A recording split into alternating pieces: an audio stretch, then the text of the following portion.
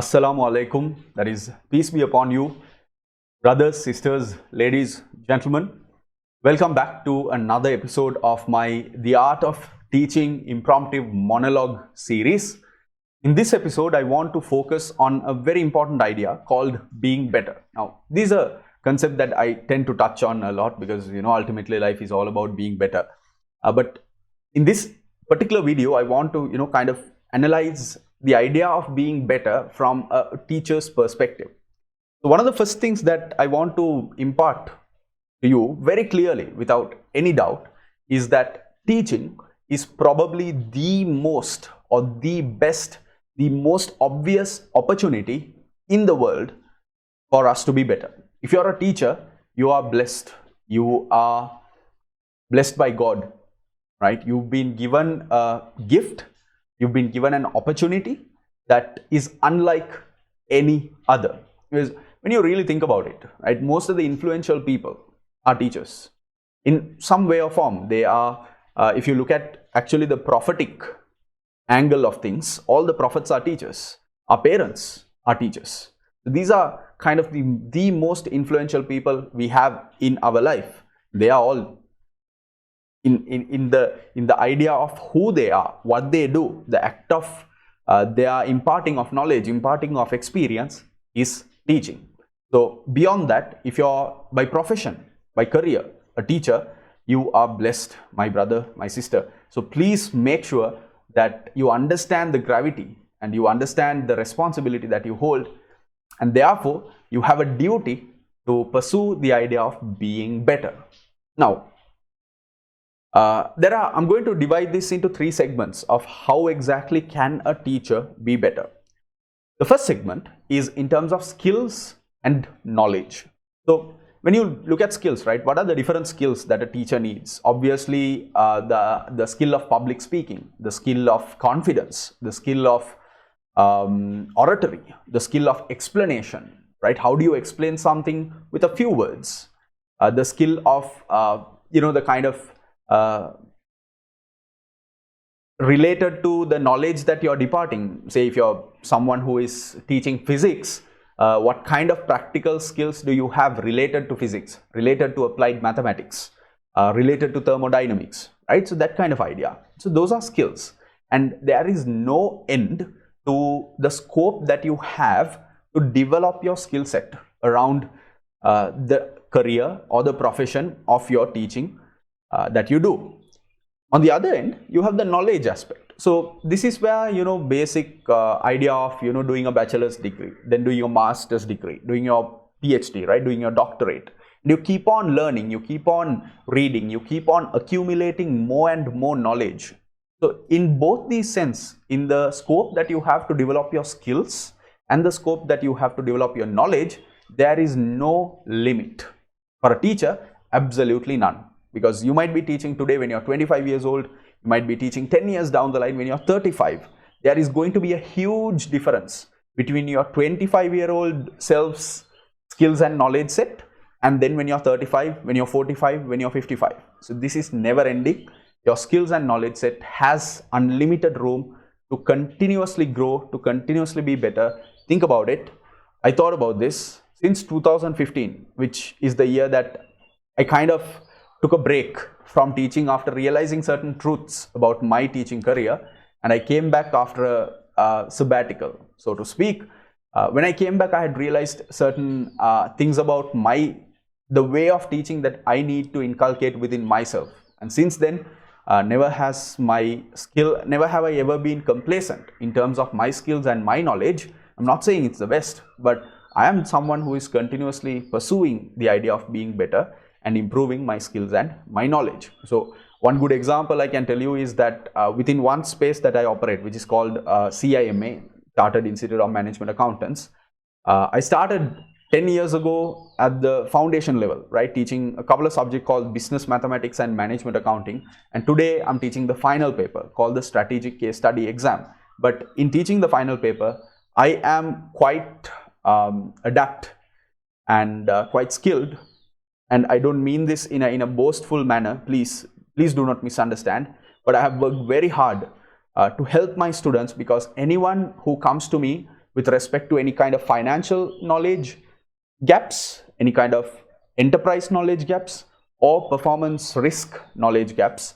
I have been able to study and work hard and upskill myself in a way that I can cater to all those three requirements.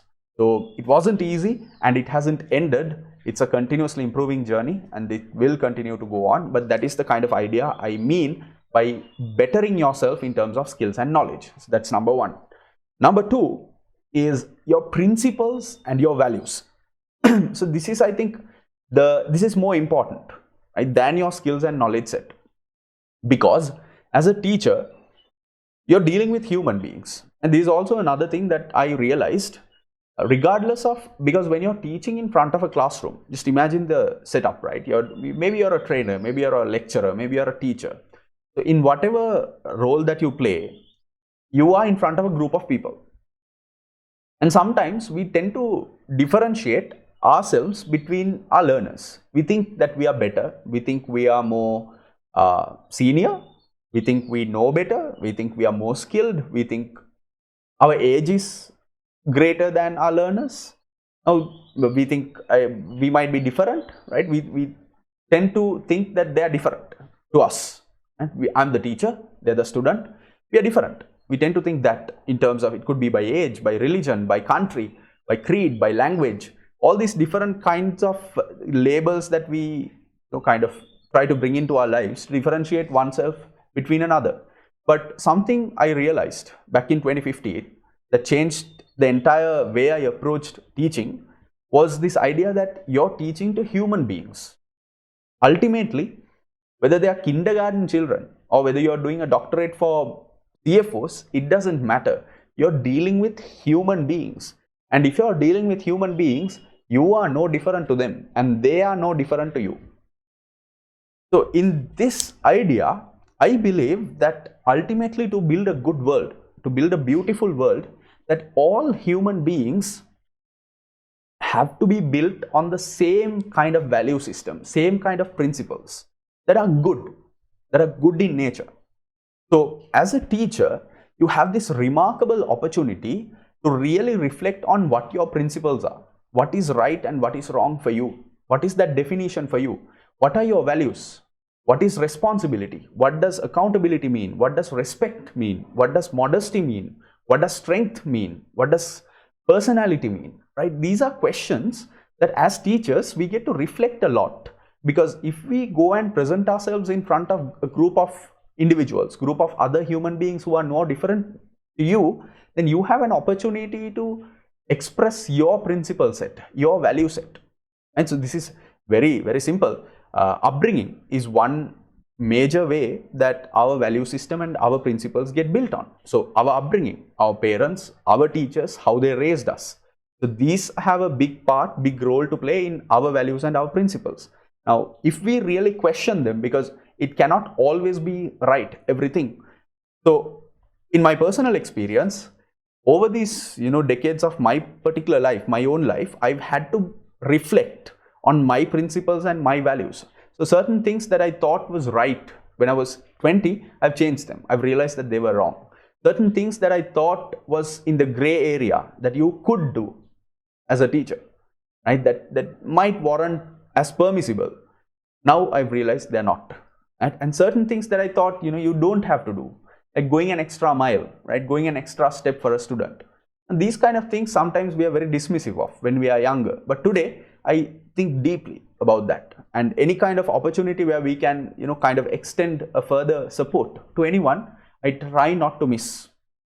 So this is an important concept of what your values and what your principles are, because that is ultimately what defines you and who you are as a person. As a teacher, you get to really reflect on them and improve upon them, because that is what ultimately you express to your learners, and they will learn greatly from you. Like for example, I remember I've been with teachers, I've seen certain teachers who use filth, okay, and because of that, and these teachers, some of them were great at teaching, and because of that, it gave me a sense of freedom, because of my confidence that I could also use filthy language in my lectures, So if I've been teaching for the span of, let's say, 12 years, among these 12 years, there have been certain time periods in my life where I was mad in the background. Something was going wrong in my personal life. My temperament was poor. I was going through a certain challenging time, and during these certain times where my mentality is not at the most positive level, which is ultimately a false excuse, you go to the classroom and you take that liberty of the example of that teacher who years ago who used filthy language. You use that example as an excuse to use filthy language today in front of your students. That is an extremely bad precedent you can set. Today, I am very ashamed of those certain time periods where I used bad language. Very, very ashamed of that, and I'm regretful. And for anyone, if you ever have been in one of my sessions and if you're watching this, please remember I set a bad example. I did a mistake. I shouldn't have done it. That is not the quality of a good teacher.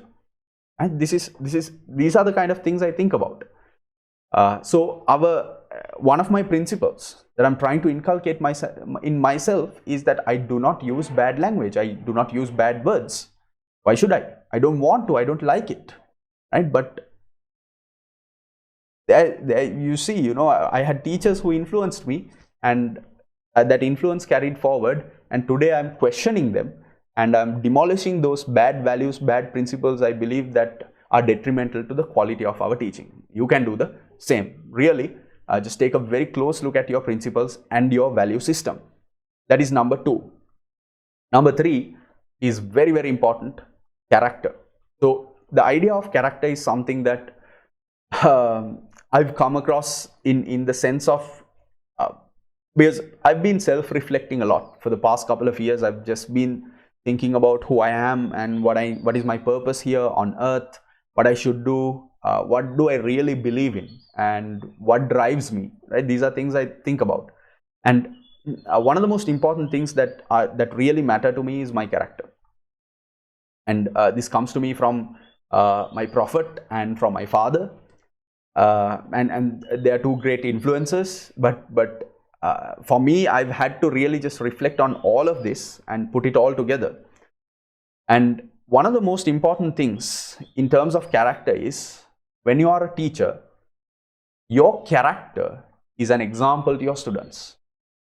Your character is the example, right? It's not what you say, it's not your words, how you behave. That's the example. You set an example in your character, and ultimately somebody is going to go down the line and probably tell you, and this doesn't matter because you're not really behaving to make someone happy, but someone's going to come and tell you, you've probably heard it, he's a gentleman, right? I've heard this being said about certain people. He is he's not, I mean, it's not bad mouthing, but certain people tend to take a step backward. I tend to take a step backward when I deal with certain people because of my observation of their character, right? And we really need to be very conscious of who we are and what our character inculcates, because ultimately it's either good character or bad character. It's very difficult in this modern day and age where we are shown, mainstream media shows us violence and shooting and gunfight and knife fights, and we tend to kind of idolize these characters, right? We tend to idolize Iron Man, who's shooting up worlds and planets, right? We tend to idolize violence, and this is being done very strategically, very systematically in the kind of secularism that is being pushed onward from the Western world. But I'm not really trying to get into the philosophy of that aspect of things, but all I can say is, maybe I am, all I can say is that as a teacher, as an individual, you and me, we have a responsibility to really think about our character. And I think about my character, and I think about how many flaws I have. I'm very conscious of that. I try to always make myself better. I try to learn from others. There are many things that we can learn from all the people around us. Everyone's good, and everyone has those just little slips, same as me.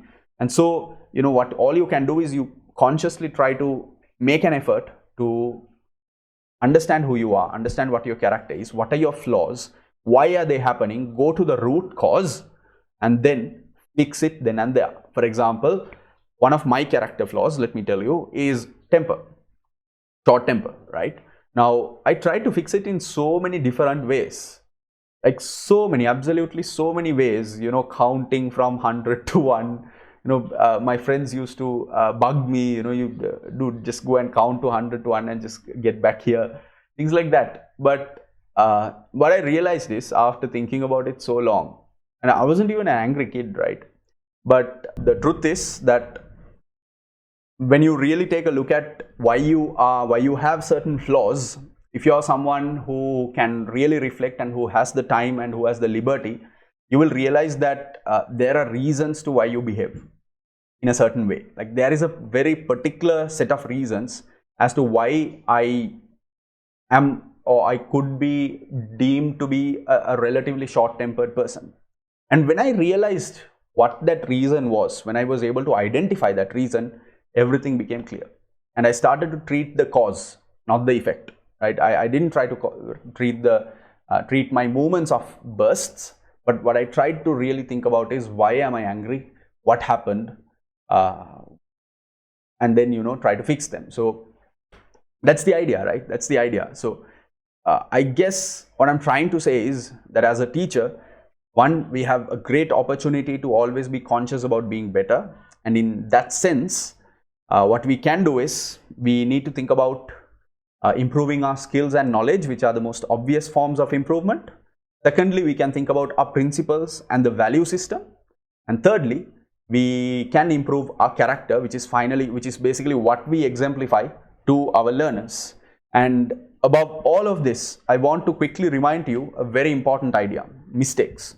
When you try to do this, by God, you will be making so many mistakes, right? So many, absolutely so many mistakes. And that is the opportunity, in my eyes, that God has imparted on us, where we make a mistake, but in His infinite mercy, He says, learn from your mistake, be better, correct it, be better than yesterday, be better than your previous word, be better than your previous self, be better, keep being better. I have given you hope, I have given you infinite mercy. In that sense, when you really think about life, from mistakes, you can pick yourself up, help others, and try to be better. That is the main idea that I see. And as teachers, I think we are the luckiest group of individuals in the world to be able to do better, be better, and make our learners, make our communities, make the people around us even be better than their previous versions. So that's that's my 2 bits on this particular episode of The Art of Teaching. I hope you learn a lot. I hope you take a lot. Happy being better, ladies, gentlemen. And please, these days it's COVID, so all I can say is stay safe, protect your loved ones. Absolutely, just protect everyone you care about and others as well. Protect the community, protect your neighbors, protect your family and your loved ones. Be part of good values, good principles, and I think that we can heal the world in doing so. That is my ultimate wish. We all work together and we try to heal our little communities, our little forums, our little groups of people that are around us, so we can just be together, smile, be content about this small life we have, and be peaceful, right? That would be nice. So in that note, I will see you probably soon again on a different episode of The Art of Teaching. All the best. Happy teaching, folks.